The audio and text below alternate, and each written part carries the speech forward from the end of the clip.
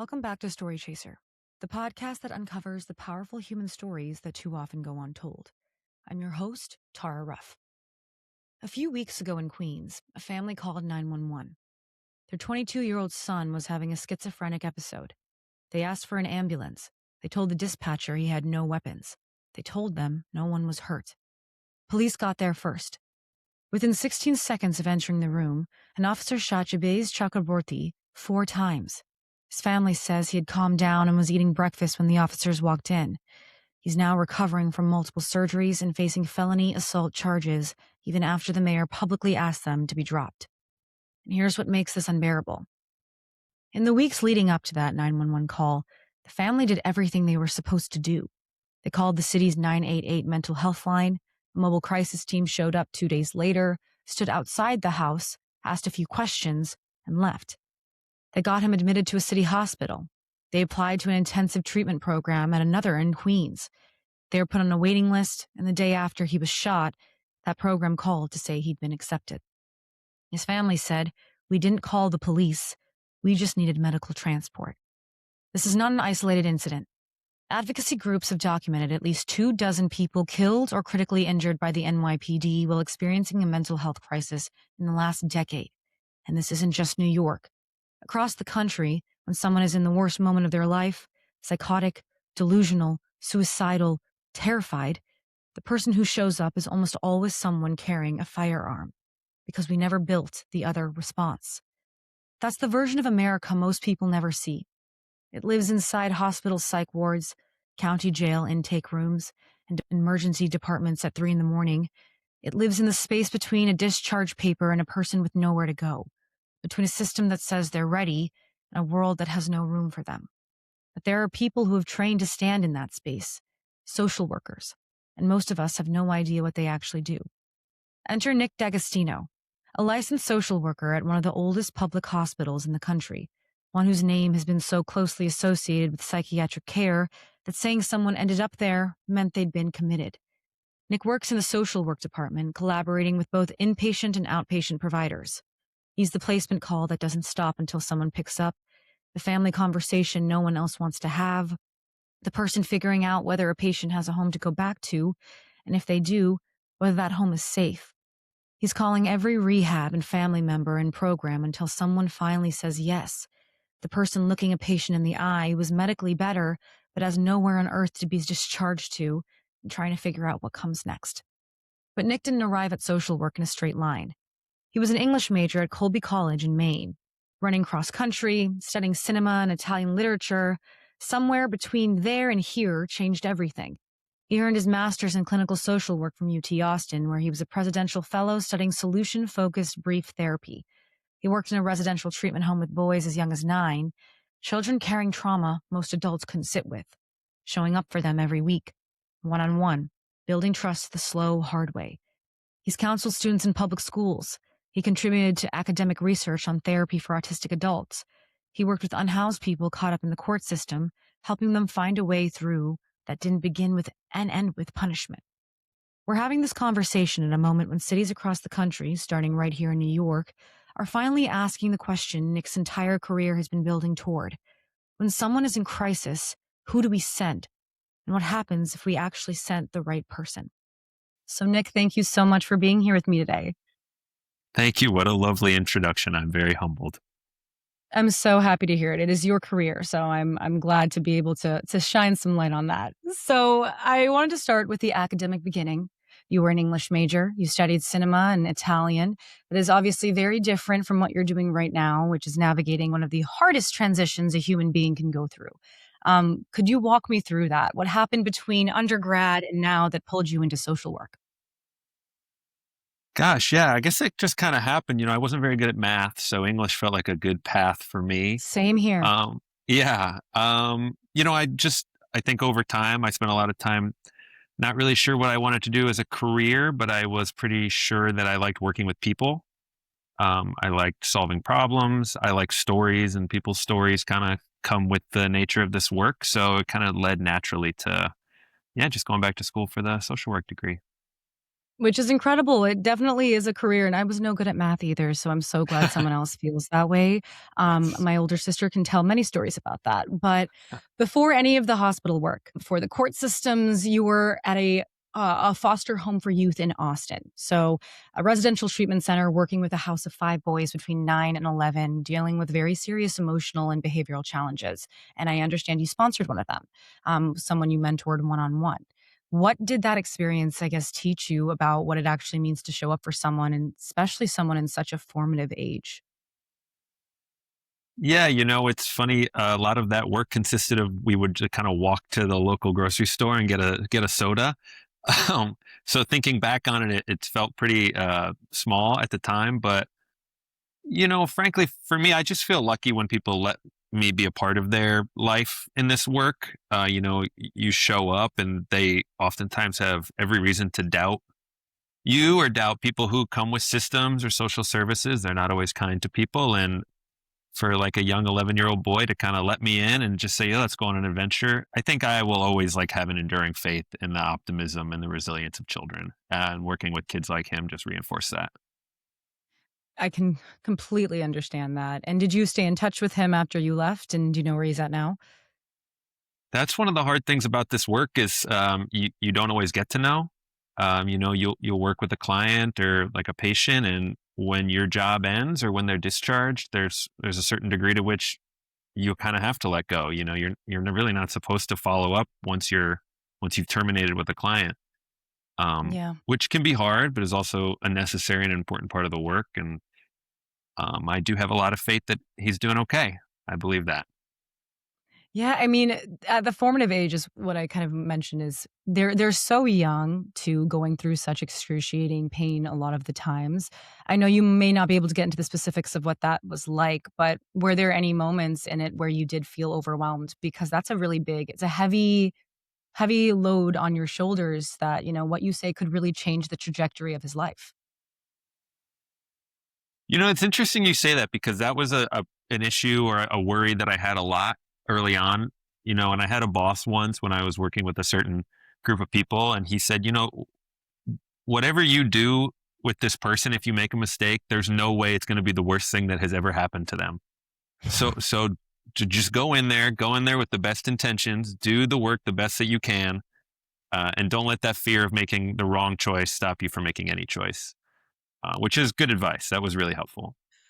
Don't we love when a mentor has a nugget that just sticks with us for the rest of our lives like that? That's Yeah. incredible. That's incredible. Yeah. But working with the youth, right? So you also worked as a counseling intern in the Austin public school system using what we call solution focused brief therapy. That is something I think most people outside of social work, including myself, don't know what that means. Would you be so kind? Explain that. Explain that in layman terms. Gosh, I will try. And apologies to all the great SFBT scholars in the world who know a lot more about it than me. But solution focused brief therapy is kind of exactly what it says. It's a short term therapy model that prioritizes thinking about solutions instead of thinking about problems. So, sort of self explanatory, right? But when you oftentimes when people come to therapy, they come because they're thinking about things that are going wrong in their life. And it's easy to prioritize and focus on the problems in their lives, what's going on with the problems. And using language, it's a co construction of future focused, goal oriented language. You're trying to shape what you want your life to look like as opposed to what's Mm. wrong with it now. So, very oftentimes in early sessions, you might even say to a client, if things are to go exactly as you'd hope they go, as well as they could go, in 6 weeks when we're done with this, what would that look like? So you're really trying to help people visualize and, verbalize the life they would like to have. And by prioritizing that and focusing on it, you kind of start to embody it slowly but surely. Uh, I love and that. there's a Not lot to of reduce great, it, but it's no, go, I was gonna say it sounds like manifestation, like that fun buzzword that the kids use. yeah, it's an evidence based version of that. I don't know. There's so many great scholars. I know just enough to know what I don't know about solution focused brief therapy. But hey, if comparing it to manifesting gets more people to try it, I am on board with that. I hear that. I think more adults should be doing things like that. And at the student level, so you were in the public school system doing this. Was it something the kids responded to well, and did it help? I sure hope it helped. I think with similar to a lot of therapeutic modalities, right? You might not always go in describing it. So the school Right. I worked at was an alternative school, and school was founded in solution focused therapy, kind of bringing that model to the educational system. Wow.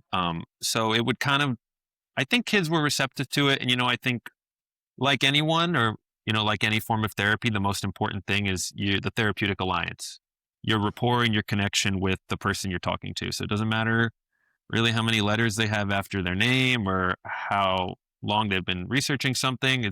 Do you trust each other? Yeah. And I was lucky to work with some really trusting young people who gave me a chance. And it was really only a year, so you can only do so much. But the work is really the client's work. As a Right. clinician, I think you learn that you're doing your job most effectively when you're just a sounding board. So the Right. kids did the work and they did an amazing job of it. I'm telling you, kids, we could learn a lot of things from children. Their resiliency, I hate that as a word, but truly, like, they have the ability to be able to achieve so much when they Mhm. do, commit to something. Adults, us adults, we're just so stuck in our ways. It gets a lot harder, I can imagine. But then, as if that was it, you worked as a mobile court case manager for the city of Austin. So this was where you were connecting unhoused clients with complex trauma histories, right? So to social services and helping them resolve court cases through mediation. And I like to say this, through mediation instead of punishment. And I think that that's something the court system has a lot too much of, is punishment. But that phrase, so complex trauma histories in clinical language, that is something more clinical for something very human, right? For something that many of these folks are dealing with in a very intense way. Can you translate complex trauma histories to me? Who were those people and what were they actually up against? Yeah, it's a good question. And I think it speaks to, um, when you talk about the whole problem of homelessness in the country, which there is that issue, right? Or you talk about unhoused people as a block of people, it's very easy to, come up with black and white thinking about that. Right. But if you get to know human beings as individuals with complex trauma histories, Yeah. it becomes a lot harder to dismiss them or say they should pull themselves up by their bootstraps or what have you. And these people that I was lucky enough to work with really run the gamut of life histories. But when you hear them, I always thought to myself, well, yeah, of course you're in this situation. I'm amazed that you've made it here, considering everything you've been through. Whether that is like domestic violence, mental health, substance use, whatever it is, and oftentimes it's all three. Those trauma histories, and I think that's part of the advocacy portion of social work is reminding the general public who are sometimes hesitant to think about helping members of our community or our society who Yeah. are more vulnerable and sort of reminding them, hey, these people aren't that different from us. And, Yeah. with a little bad luck, this could be us very easily. We live in a Yeah. society that doesn't have that much of a safety net. So that's what I took away from that work anyway. No, it's incredible. And we think about that, story of this 22-year-old in New York City who was having a psychotic break and now he's in jail, right? He's still being held. And we think about how if that situation was treated in different hands, if maybe a social worker was accompanying a police officer into that room and said, "Hey, we can't come in hot like this to someone with a history of schizophrenia," maybe things would have turned out differently. But going back to your career, Nick, it is a large range of human pain you've worked with. If we can just base it to the strictest there. Is there a through line you've seen connecting all of it? And you kind of touched on it right there, but something that you keep seeing no matter where you go, whether it's the child in foster care, whether it's the unhoused person, whether it's someone being checked into a psychiatric unit, what is it that's at the core of what they're dealing with? I think all these groups of people initially are described in, negative terms, the way that they're marginalized or vulnerable or all the hardship they have to go through. And that's all true. And you used the word earlier, you said, I think you said, I hate that word, and it's used too often, but like resilient. I mean, anybody who has to deal with and undergo so much hardship through their own personal life or systemically is an incredibly resilient human being. And I think reminding ourselves, I mean, strength-based is another thing that people say maybe a little too much nowadays, but really reminding ourselves how resilient these folks are. It always amazes me and impresses me. I mean, the people who some people I work with now who are, their lives on paper they've had so much hardship and so much trauma, and they're cracking jokes. They wake up with a smile every day. They greet you with so much joy. It's a beautiful thing. It really reminds you how lucky you are to have people like that around you. Right, right. And it humanizes them, doesn't it? I think you've mentioned this yourself that, it's so easy to see someone as less than because of what they've done. When we realize, wow, that's just a human being going through excruciating circumstances, yeah, it helps. It helps to understand we're all humans. And there's so many levels of that pain that there are. But one of the reasons I wanted to talk to you, Nick, and it was so funny for anyone listening that Nick kept saying, there are other social workers you can talk to who are more expert in this, who are, ahead of our field. And I was like, no, Nick, I want to talk to someone who's in the day to day like yourself, right? And I think that so many people, when they picture social workers like that clipboard, like checking boxes, walking into rooms and leaving, I want to humanize the role of social work in its own because so many don't understand. Can you walk me through what your actual day to day looks like? What are you walking into when you show up in the morning? Well, sometimes I do walk from room to room with a clipboard. I will say that. Um, but Fair not enough. always. That's part of why I like this work and I like this role in particular. So I'm sort of hospital based, but also working in the community. So every day is different. One day I'll go meet a client at a shelter and then go meet another client at their residence. I come to the hospital, chat with someone on the unit, write some notes, have a team meeting.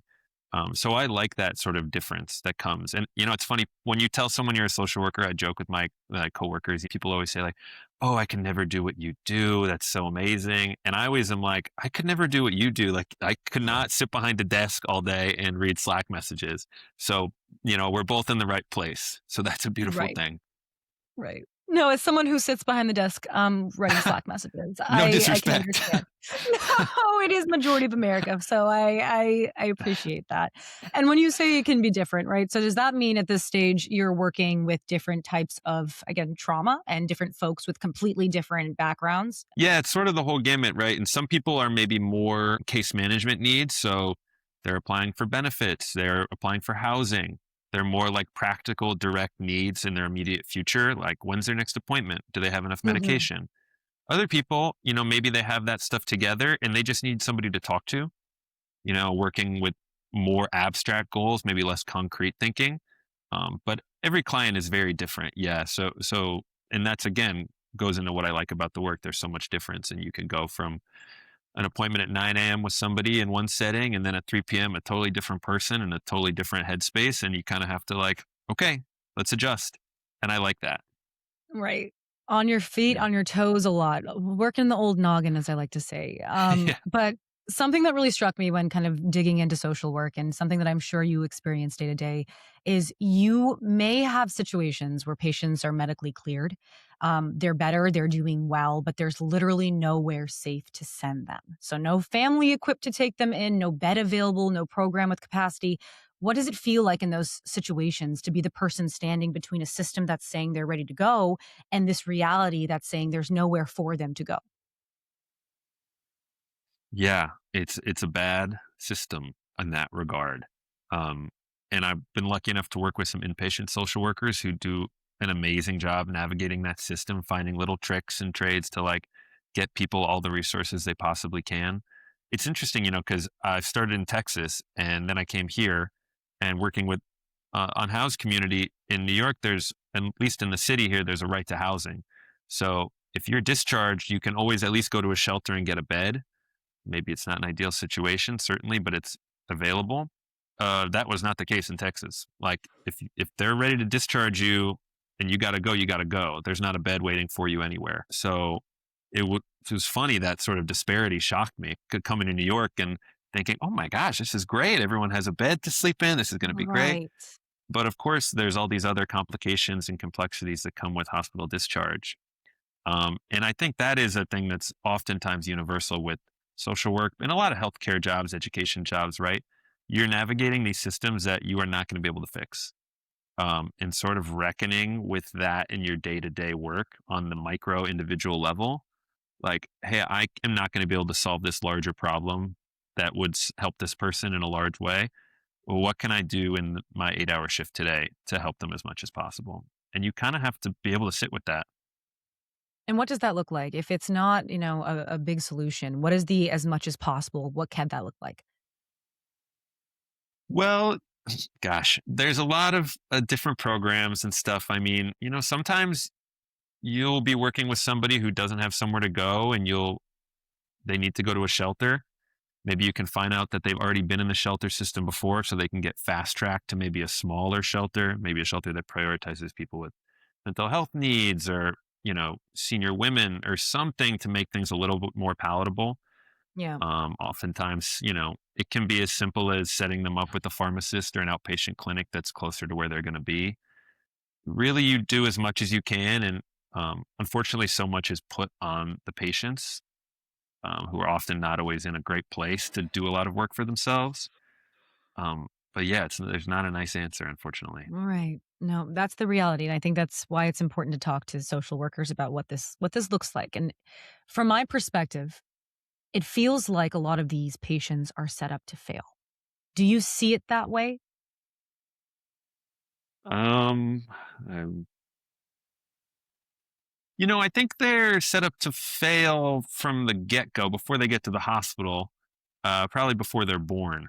I think, we hate preventative care in this country. And I think when you talk about preventative care, people often think about going to their PCP and talking about fruits and vegetables and like exercising more. But there's like a systemic degree of preventative care that we don't really take seriously in this country. I mean, there's this idea of like an ACEs score. I don't know if you're familiar with ACEs, but it's adverse Mm-mm. childhood experiences. And it's, I think it's a list of like 11 or maybe 13 traumatic childhood experiences. And I'm going to get the numbers a little wrong. But I think if somebody has 4 of those or more, the odds of them having some difficulty and some trauma later in life are really high. So again, I'm biased because of my work with kids and working with young people, but so many of the problems could just be eliminated and prevented if we cared about our young people and cared about the people taking care of those young people much sooner. That's sort of my opinion. And I don't know if that answers your question, but that's where my head goes when I think about these problems. No, it does, and it leads me to a follow-up, but that kinda came into my head right now too. When you do see these folks breaking a cycle or being able to make a way out and have a life outside of what they were born into or what was truly, as you just said, before they were born, what was different about it? Like, what has been able to land and work? Well, first I'll say it's so sick. I don't want to cuss, but it's really great. It's a great feeling when you see somebody like get it and like have some luck for the first time. It's like so Yes. amazing. Um, what happens? There's a little bit of luck involved, right? Like maybe you finally get permanent supportive housing, you get benefits, your application finally goes through, you get accepted to a college with a full ride. Um, but the root of it is, and I'm a little bit of a broken record, but I learned early on as a social worker, as a clinician, you can't save anybody. You can help them save themselves. You can be there when it happens, should say. So it's really just hard work and resilience by these people. I mean, especially people who for maybe decades have suffered so many setbacks, worked with systems that have failed them to just continue working for themselves. It's beautiful. It's a great thing. No, that's really special. And I think, I'm always taken back. I've had friends who've struggled with addiction in my life. And I think it's the same thing that a lot of these programs teach them is that, this program is not going to save you. You're the only person between getting better and being worse. And I can imagine in a lot of the work you're seeing, like you have to have, and I don't know, you have to have the want to be better, the want to get out. And I think that's hard. It's hard because of that topic we've spoken about. There's so little access to the help for so many of the people. So when it comes to social work, when someone's in your office, how did they get there? How did they find out about this resource or was it court ordered? How does this work? So the program I'm with currently, it's a community-based program for 9 months, and someone has to have had 2 inpatient hospitalizations in the last year. So someone who might be the system is noticing like, hey, they're a high utilizer of like inpatient needs. Is there a way we could have somebody seeing them and interacting with them in the community to kind of help them before things get bad enough where they have to be like involuntarily admitted to the hospital? Right. So it is a little bit of that prevention, right? That's sort of the goal. And then after that 9 months, as we sort of taper off services, are they in a position with the community around them to sort of subsist with the tools that they need? Right. Okay, that's interesting. Because I think there's so many components of social work that a lot of people just don't know exist, and also resources, right? Like resources that Mhm. folks don't know exist. So I want to jump then a little bit to a question that I think cuts to the core of how a lot of people think about this. And this goes back to that story we kind of went to up top about this 22-year-old. And it's a deep question, so get ready, Nick. But the Okay. question is, do you believe human beings are fundamentally capable of rehabilitation? Yeah. Yeah, I do. And I was gonna say, and I'm glad to hear you say that, because I think that there are so many people, and in general, but maybe some people even listening right now, who have watched the same person cycle through either a psych ward or back to the streets or back to jail or back to rehab or the hospital. And those people have concluded, right, that some people just can't be helped, that some people are too far gone, that some people need a police officer there to interrogate and to decrease the tension in a situation because they are past the point of being better. And that's why I want to dig deeper there with you. How do you respond to someone who thinks that way? Well, first, I would say I get it. I think sometimes we can get into this, you know, we get into these wars and these arguments of, it's black and white, and all of this stuff is gray. So if you are looking at someone and you're just looking at their information on a piece of paper in the New York Post and you decide that there's no saving them, first I would say, like, okay, I hear where you're coming from because I'm not going to be able to convince you of anything if I don't start there.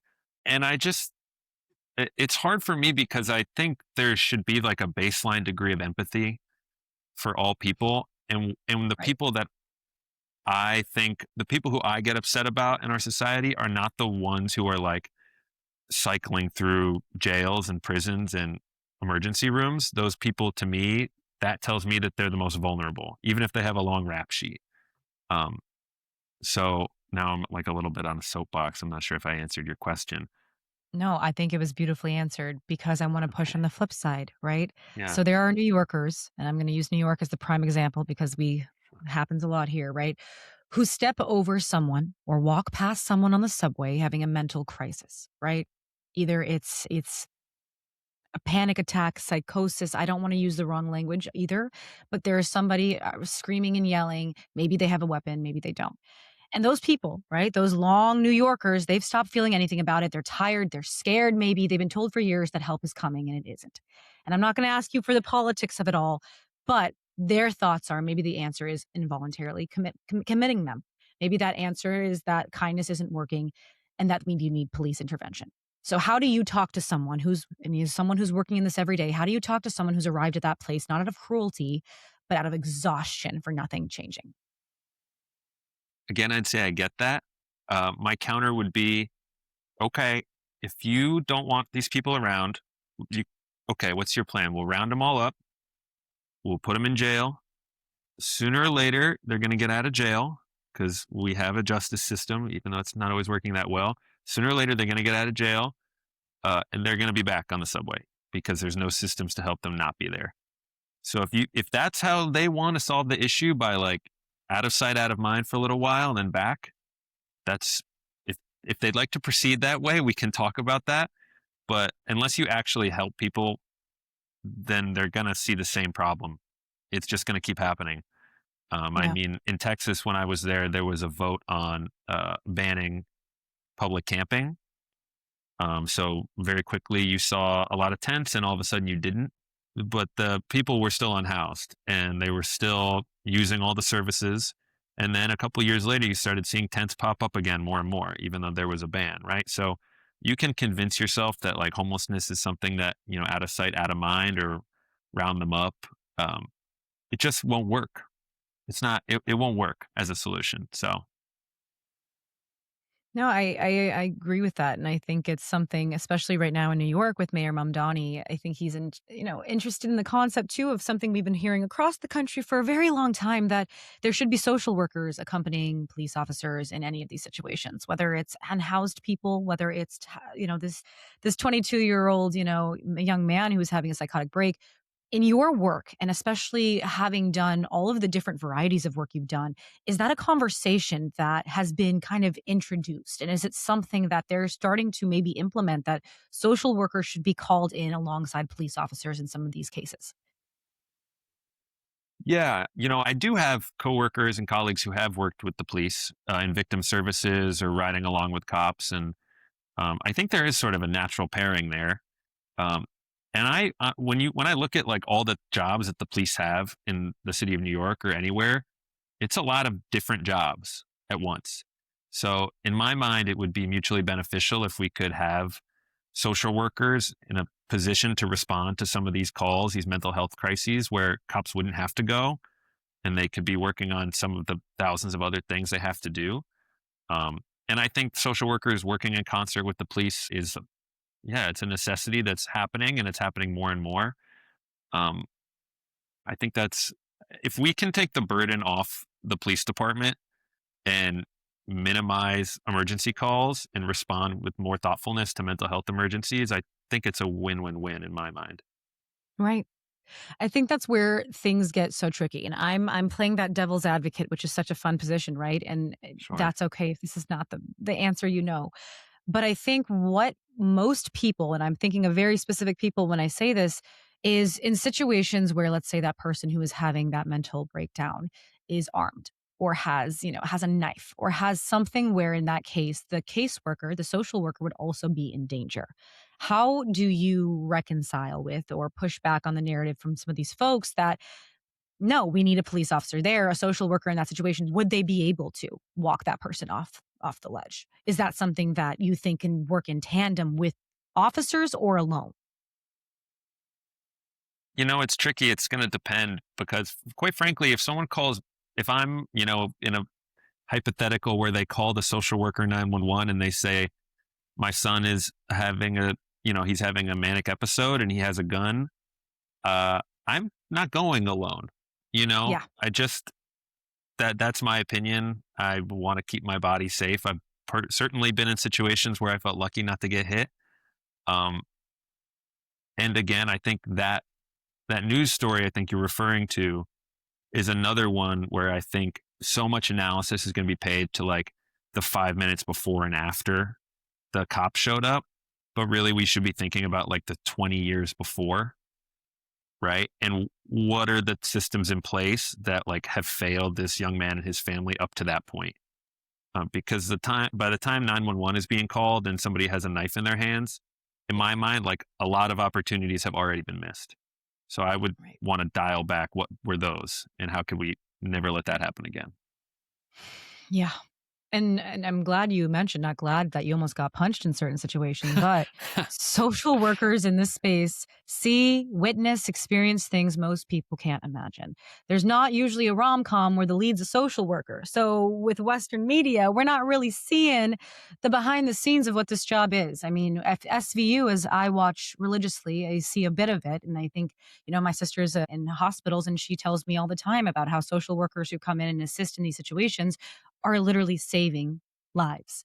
So when you're carrying other people's trauma every single day, and I think that's a fair thing to say, there's a lot you're dealing with. You're fighting a system that's designed to grind people down. And the pay, if I can be real, I'm sure it's not what finance bros are making over on Wall Street. So, how do you take care of yourself in these situations, your mental health? And have there been any moments where you've almost left the career because it's gotten to the extent of too challenging for your psyche? Well, not left the career, but there are days when you come home and you're just like, okay, that was enough. I'm done with this for like a little while. Right. Um, yeah, how do you deal with it? It's sort of a question that's a very good question, but also a hard one to answer. I think of it sort of like it's like a leaky faucet. Like you can turn it off when you punch out, but it's still going to come up in your head. I think acknowledging that and accepting that, not trying to fight it. you hear hard stuff. You're in tough situations. Sometimes it's going to come up. Um, I also, through this work, and this is just me, I can't speak to anyone else. Found a lot of joy and gratitude working with the people I get to work with, both colleagues and clients. There's a lot of joy. I think it's easy to talk about all the hard things we deal with, but there's a lot of laughter. There's a lot of wins. There's a lot of successes. And I take those home just as much as the hard stuff. Now, if I could like avoid getting cussed out a little more than I do some days, yeah, that'd be nice. But sometimes even the cussing out is like very creative and I got to give them credit. So Right. It's like, wow, kudos to you on finding such a great formulation of words. I got to respect it. it's very impressive. Yes. And I got to imagine, I mean, I love to talk to people who do the intense careers, but then they have creative sides. And of course, I was going to ask this, Nick, because I can't let it go. You directed a movie, Justice the movie. You directed, and as I understand, starred in it as well. And it's about an attorney who takes on the case of a man he's convinced is wrongfully accused of murder. So it's comedy, it's crime, it's horror. Is this your sort of creative outlet? Because we all have them. But I'm fascinated and I'd love to know more about how this happened. Yeah. Yeah, that's where off the clock is where my narcissism comes out and I Love it. direct and star in movies. Yeah, I've always loved, well, the arts and making movies. I started doing that with my friends in Texas in like maybe 2018 and done a few. Justice is the most recent one coming out this year. Very exciting.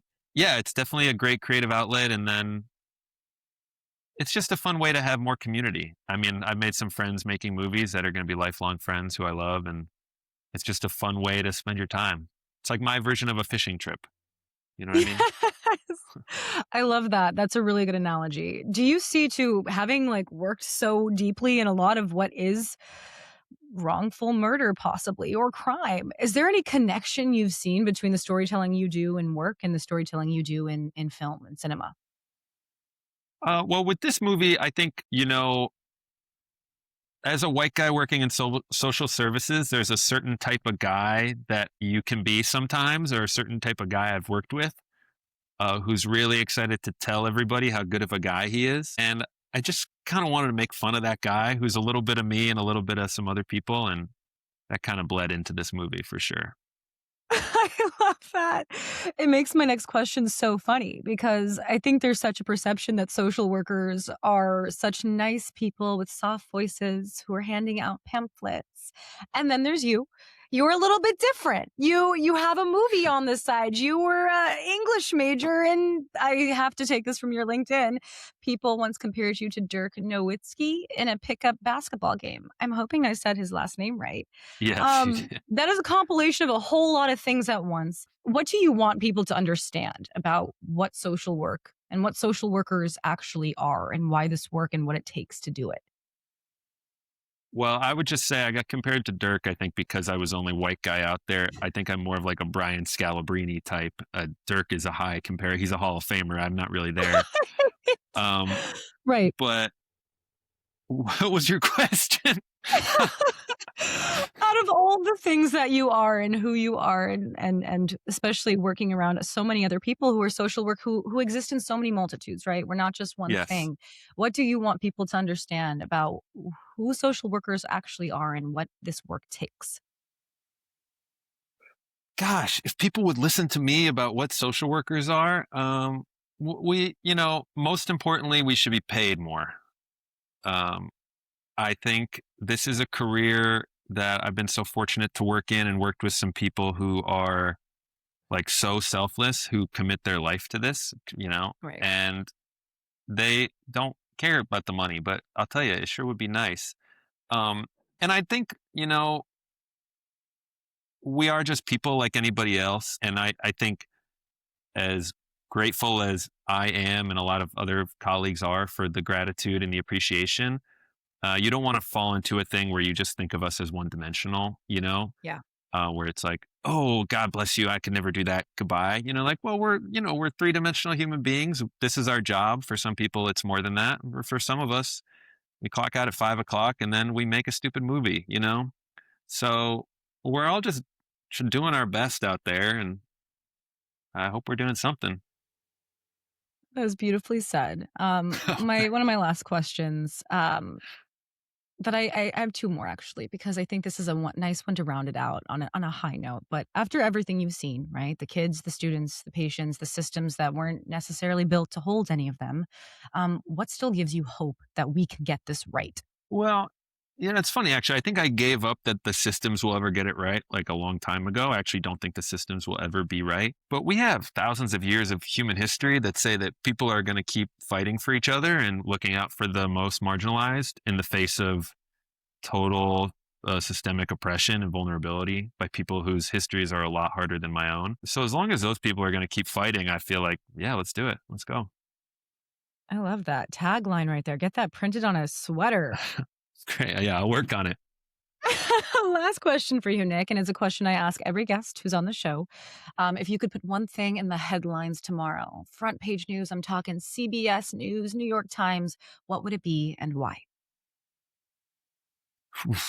uh, Gosh, I would like to read anything good in the news right now. So I would say that in the last, isn't it true that like in the last year, the murder rate across the country has gone down? And the number of like opioid and fentanyl related deaths has gone down, which I think we should be celebrating when we do something that's good. And I think those stories are also proof that, like, as a country, we can solve our problems to some degree. Like, we can make progress when we decide we want to. And I think that's an important thing to remind ourselves because for me right now, it's kind of feels like, oh, we're kind of effed. It feels like things are not looking so good for a lot of people in a lot of ways, and reminding us and reminding myself, like, oh, we can start to make progress. We can get things right a little bit more. It's good to have wins. I think it's okay to admit when there's a little win. I think that's a great answer. I think so many folks also will go to something that's like, of course, understandably, this is happening and the world isn't looking at it, but there is good amidst all of the bad. We're still humans and we're fighting for good. Some of us are fighting for good, and I appreciate that. Well, Nick, thank you so much for joining. Nick D'Agostino, social worker by day, filmmaker by night, and who knows what else we have ahead. But Nick, thank you again. Happy to be here. Thank you for having me. Absolutely.